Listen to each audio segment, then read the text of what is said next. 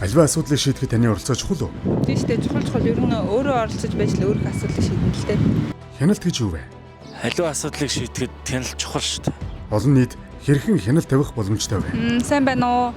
Олон нийт ер нь өөрсдөө санаа бодлыг илэрхийлэх, тэгээд болохгүй байгаа асуудлуудын талаар ер нь санаачлагыг ер нь бол цааш нь дандаа уламжилж явах хэрэгтэй л гэж бодож байна да. Сүрийн өвчний нөхцөл байдлын талаар мэдээлэл байна уу? Сүүлийн үед ихсэж байгааг сонссон.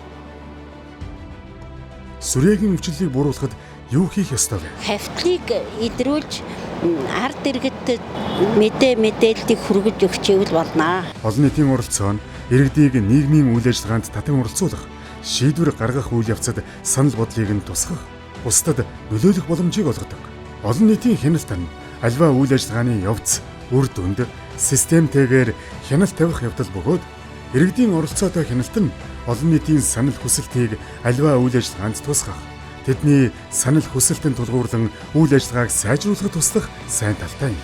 Сүрээгийн тусламж үйлчилгээнд олон нийтээр удирдуулсан хяналтын тогтолцоог бий болгох төсөл.